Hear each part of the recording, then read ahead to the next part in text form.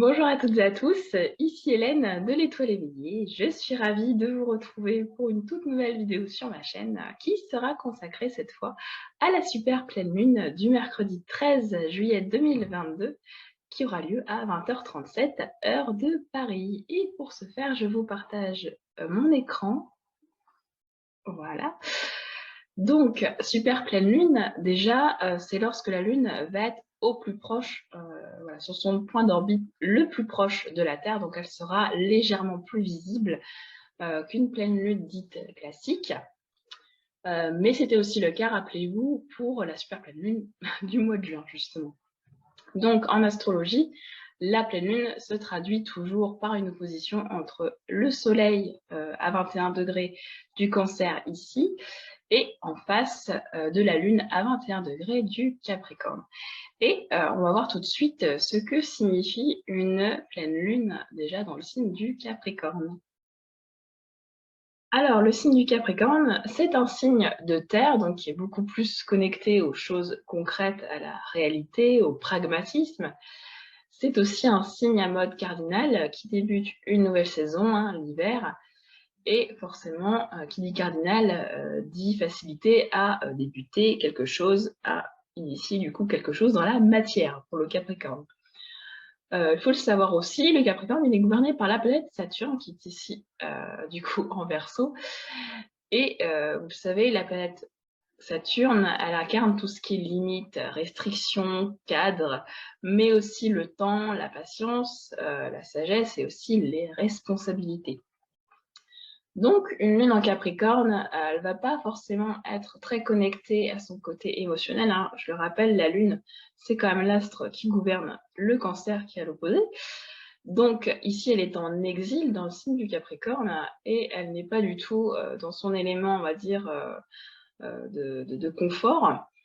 Donc, on va avoir affaire à une lune qui va avoir besoin de structurer son quotidien, qui va avoir besoin d'un minimum de cadre pour se sentir en sécurité et qui va quand même avoir une certaine forme de, comment dire, elle va avoir du mal à vraiment exprimer ce qu'elle ressent, voilà, et plutôt dans le côté enfermant, voilà, plutôt dans le sens où je vais enfermer mes émotions, ce que je ressens, pour pas me laisser non plus déborder par elles finalement. Et vous savez, de toute façon, dans une pleine lune, il y a toujours cette opposition, forcément. Et là, une opposition demande toujours à retrouver une certaine forme d'équilibre entre les deux énergies opposées. Donc ici, entre l'énergie du Cancer, qui est une énergie beaucoup plus enfantine, naïve, qui est plus connectée à ses ressentis, qui expérimente une forme d'hypersensibilité finalement, un côté un petit peu il n'y a pas de calcul en fait dans le côté émotionnel, ça part, ça sort tout de suite. Alors que le côté, voilà, il y a un côté forcément beaucoup plus mature, beaucoup plus adulte en face, qui, lui, bah, du coup, a beaucoup de mal, plus de mal forcément à exprimer ses ressentis, ses émotions, qui va un petit peu les tenir en cage. Et le but de cette opposition, ça va être de retrouver un équilibre entre les deux, c'est-à-dire d'accepter ses ressentis, effectivement, accepter que l'être humain voilà, a des émotions, alors quelles qu'elles soient, même si certaines émotions sont entre guillemets moins agréables que d'autres à vivre, et en même temps ne pas réagir en mode automatique, voilà, de ne pas se laisser non plus déborder, avoir ce qu'on appelle une certaine forme de maturité émotionnelle. Je vais vous parler maintenant du degré sabian de cette super pleine lune à 21 degrés du Capricorne. Et on a un général acceptant la défaite avec grâce. Alors, qu'est-ce que ça veut nous dire? Ça veut nous dire tout simplement qu'il faut faire preuve de résilience dans la vie, dans nos expériences. On ne peut pas avoir toujours raison, on ne peut pas toujours être parfait, il faut accepter l'erreur, l'échec, parce qu'ils sont formateurs et ne pas se cantonner à une victoire absolue, voilà, quitte à en mourir, j'allais dire. Voilà, l'ego peut nous faire du mal à ce niveau-là. Et il faut savoir en fait justement faire preuve de sagesse dans ces moments-là et accepter le tout pour ensuite expérimenter de manière beaucoup plus sereine. On retrouve maintenant notre soleil en Cancer qui est conjoint à Mercure Mercure, vous le savez, c'est la planète des Gémeaux, de la communication, des courts déplacements, de l'intellect, de la curiosité, etc. Donc en Cancer, forcément, on va avoir affaire à une intelligence quand même beaucoup plus émotionnelle, beaucoup d'intuition. On est plus aussi dans une forme d'observation plutôt que de dialogue. On va dire que notre sens de l'écoute, de l'observation seront vraiment mis en avant lors de cette super pleine lune.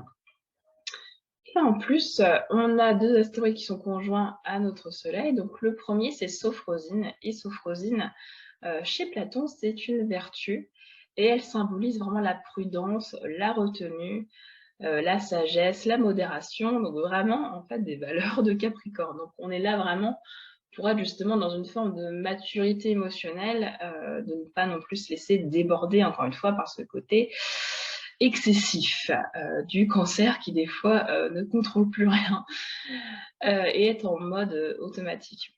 En plus de Sophrosine, on a aussi l'astéroïde Perséphone. Perséphone, dans la mythologie grecque, c'est la fille de Déméter, la déesse de l'agriculture. Et à un moment donné, elle est enlevée par Hadès, le dieu des enfers, qui souhaite la prendre pour épouse. Et voilà, donc je ne connais plus les détails dans les mythes, mais il me semble qu'il y a une forme de négociation entre Hadès et Déméter qui fait que Perséphone est autorisée à revenir quelques mois sur Terre, voilà, pour accompagner sa mère, justement lors des fameuses périodes de moisson, etc. Donc Perséphone, elle va vraiment symboliser ce côté changement, ce côté transitoire. Il y a une forme aussi d'acceptation, de séparation, d'avoir du mal aussi à vivre l'éloignement, alors avec ses origines, avec sa famille, avec son cocon intérieur, j'allais dire vraiment son intimité, quoi. Et pour moi, je vois pourquoi je vois le côté un petit peu adolescent. En fait, on est vraiment dans une période transitoire. Comme je vous l'ai dit, hein, le Cancer, il est vraiment, voilà, c'est le signe en plus maternel par excellence, mais du coup aussi le signe de l'enfant, de l'enfance, tout simplement. Et là, on a vraiment le côté adulte du Capricorne, mais entre les deux, on sait très bien qu'il y a cette phase qui est très compliquée à vivre, en tout cas pour certains, qui est l'adolescence, et il y a une forme d'acceptation, en fait, de cette période. On est effectivement dans une phase en ce moment, alors déjà avec la nouvelle lune, j'en avais déjà parlé, on était vraiment dans les prémices de quelque chose de nouveau qui s'inscrivait, et là on sent qu'il y a un travail vraiment à faire, d'accepter le changement. On va le voir tout de suite avec cette conjonction de la Lune et de l'astéroïde Hyperion. Alors Hyperion, dans la mythologie grecque, il n'est pas très connu. En réalité, c'est un titan, notamment le père d'Hélios, le soleil, de Sélénée, la lune, et d'Éos, l'aurore. Il fait aussi office d'un soleil un peu, entre guillemets, secondaire. Voilà, mais astrologiquement parlant, Hyperion, il représente quand même quelque chose d'assez fort, puisqu'il représente la rébellion et le fait, justement, de secouer, de remuer les mentalités. Donc, il ne fait pas forcément plaisir comme ça, surtout conjoint à la Lune, qui peut représenter une forme de routine, de quotidien, de train-train, on va dire. Voilà, donc là, il s'agit un petit peu de mettre un coup de pied là-dedans pour inciter au changement. Et c'est assez intéressant, puisqu'on retrouve en trigone à cet aspect-là, justement la conjonction du nord avec Uranus. Et vous savez, Uranus, c'est un peu le rebelle du zodiaque, la planète maîtresse des Verseaux, qui a cette symbolique vraiment de changement, de nouveauté, de rébellion, de révolte, donc justement de faire prendre conscience avec cette énergie un petit peu électrique du changement qu'il y a à opérer. Et surtout que c'est quand même conjoint au nœud nord, donc aux objectifs d'évolution d'âme. Et c'est quelque chose qu'on a à dépasser, parce que voilà, on sait très bien que le nœud sud, c'est tout ce qu'on a acquis, c'est tout ce qu'on connaît. Et il faut aller au-delà justement voilà, de cette peur de sortir de sa zone de confort. C'est vraiment ça qui est marqué là. Vraiment le fait d'oser, ça peut être effectivement oser s'affirmer, mais plutôt oser le changement. Ici, on a vu que on était dans une période transitoire, du coup, on est dans cette zone, on est dans cette zone d'inconfort et du coup d'instabilité, on n'a plus trop de repères.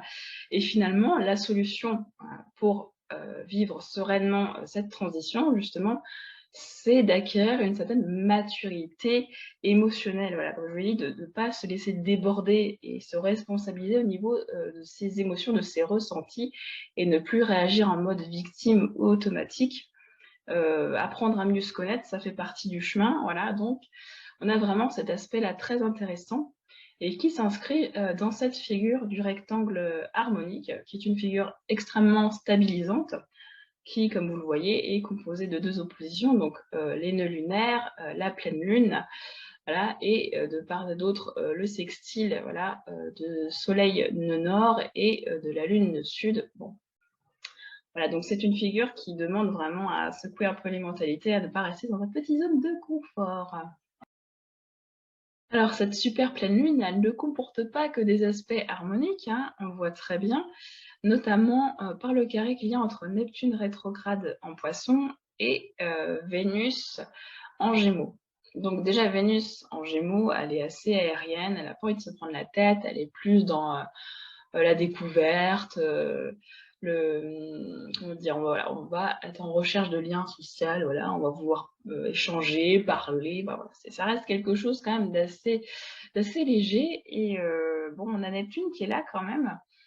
Et bon, je vous l'ai déjà précisé, Neptune en carré, en général, il a tendance à apporter ce côté flou, ce côté un peu mensonge même.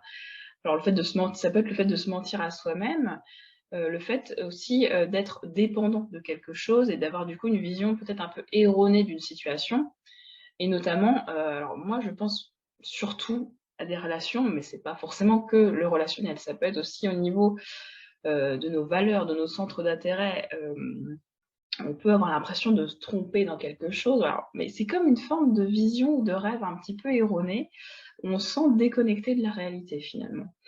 Et je me dis que c'est bon, c'est quand même, ça peut paraître assez logique finalement, parce que voilà, on a quand même cette période justement de changement, où on est finalement entre guillemets plus sûr de rien. Au départ, on ne sait pas à quoi se raccrocher, donc c'est pas étonnant qu'il y ait cet aspect-là qui vienne jouer un petit peu sur notre personnalité. Alors j'ai eu un petit peu de vidéo, pardon.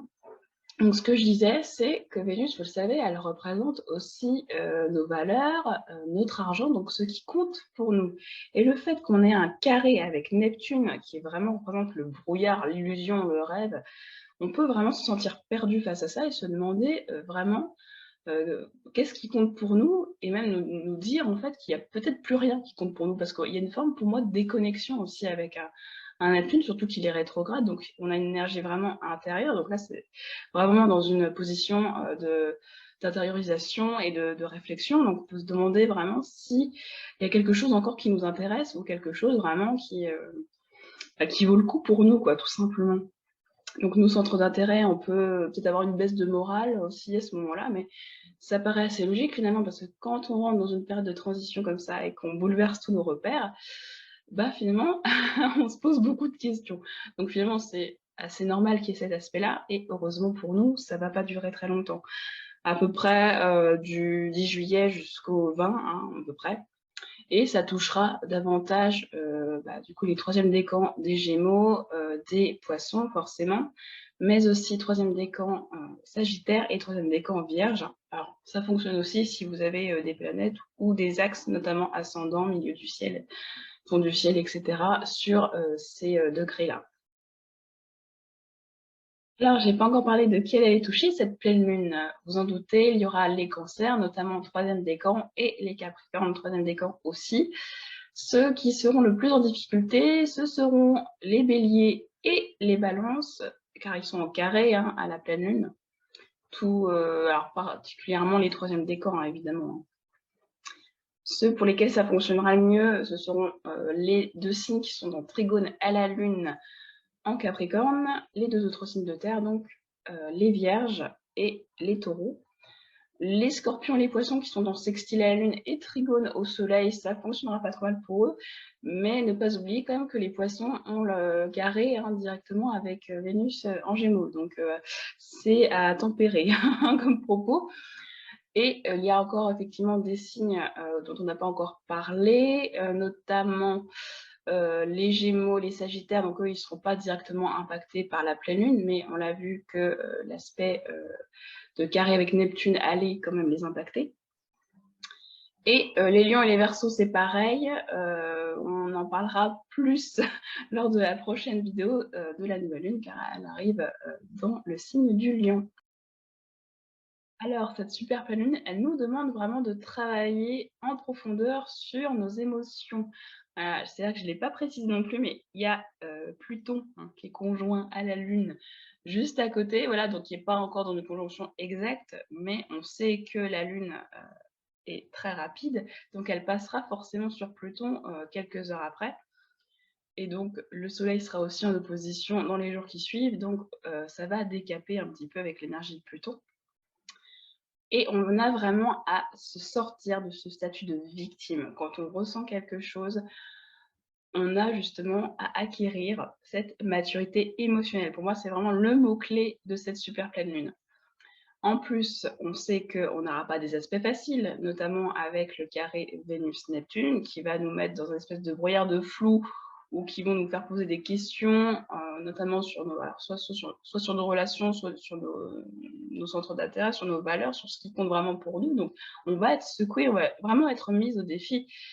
Mais on sait que quand il y a un changement qui s'annonce comme ça, hein, voilà, on est obligé d'embrasser le changement finalement. On a Uranus qui est là, qui est conjoint au nord. On a Hyperion qui vient aussi nous chatouiller. Bon, on sait que ça va pas être facile, mais si on veut vivre le changement vraiment de manière sereine, on a à sortir de de ce statut, comme je disais, de victime, voilà, de plus se sentir débordé, esclave un peu de ses émotions. Alors attention, ça veut pas dire ne plus rien sentir et tout mettre voilà, de côté. Évidemment, c'est pas ça. J'ai du coup quelques petits liens de vidéos qui sont très intéressantes, voilà, que je vous partage dans la description de la vidéo. Donc 3 vidéos qui sont vraiment très intéressantes, notamment un documentaire et aussi une petite vidéo sur l'enfant intérieur, parce qu'on parle aussi de ça, hein, parce que vous savez, le cancer, c'est l'enfant et c'est donc ça peut être une notion un peu vague pour certaines personnes, l'enfant intérieur, mais finalement, c'est lui qui est au centre de tout ça. Donc on a à apaiser cet enfant-là. Et évidemment, pensez à regarder dans quelle maison tombent les 21 degrés du cancer et du capricorne, hein. On sait déjà que le cancer, c'est vrai que je ne l'ai pas pensé à le préciser, mais le cancer, ça représente la vie privée, la vie familiale, la vie intime et à l'opposé, le capricorne, lui, va plus représenter cette vie sociale, cette vie, professionnelle aussi, donc ce par quoi on est reconnu par la société finalement et forcément, on a les maisons 4 et maison 10 qui sont appelées communément fond du ciel, milieu du ciel. Voilà, donc si vous êtes en plus concerné par ces domaines-là, si ça tombe dans ces maisons-là chez vous, c'est sûr que ça va être à ce niveau-là que ça va jouer. Si par exemple, c'est sur la maison 7 et la maison 1, donc ascendant et descendant, ce sera par rapport à votre image, à ce que vous renvoyez aux autres, le rapport que vous entretenez avec les autres. Peut-être qu'il y a quelque chose à changer qui n'est pas très sain. Voilà, si c'est par rapport à la maison 2, maison 8, ça va être plus sur vos possessions, sur ce que vous avez, votre argent, la façon dont vous le gérez, ce que vous avez même acquis au niveau des connaissances, hein. Attention, les possessions, c'est pas juste des choses matérielles, hein, ça peut être des choses aussi au niveau mental. Si c'est maison 3, maison 9, ça va être plus par rapport à votre façon de vous exprimer, votre communication.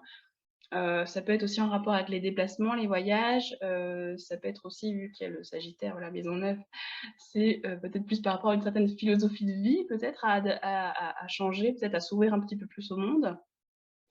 Voilà, donc maison 4, maison 10, j'en ai parlé. Maison 5, maison 11, ça va plus concerner votre pouvoir créateur finalement. Votre enfant intérieur, ça peut être aussi la relation de couple, hein, la maison 5, ou le rapport avec vos enfants, si vous en avez en tout cas, et aussi l'enfant intérieur dans tous les cas. Et la maison 11, ça va être plus le côté donc amical, associatif. Voilà, donc c'est quelque chose de plus ouvert sur le monde aussi, comme le Verseau. Et en dernier, si vous tombez sur la maison 6, maison 12, alors là, on a vraiment un rapport de réalité, de rêve un petit peu, hein. On est dans ce côté vierge, donc très ancré dans la réalité, dans le quotidien, dans la vie de tous les jours. Donc ça se rapporte aussi à tout ce qui est hygiène, santé, etc. Et la maison 12, c'est plus à tout ce qui est caché, à nos émotions un petit peu voilà, enfouies, à l'inconscient. Donc voilà, ça peut aussi vous faire travailler là-dessus en fonction de, voilà, des maisons qui seront touchées par cette pleine lune. Voilà, donc c'était Hélène de l'Étoile éveillée. J'espère, que cette vidéo vous a plu et moi je vous retrouve pour la prochaine vidéo qui, sera sur la, prochaine nouvelle lune en Lion. À bientôt!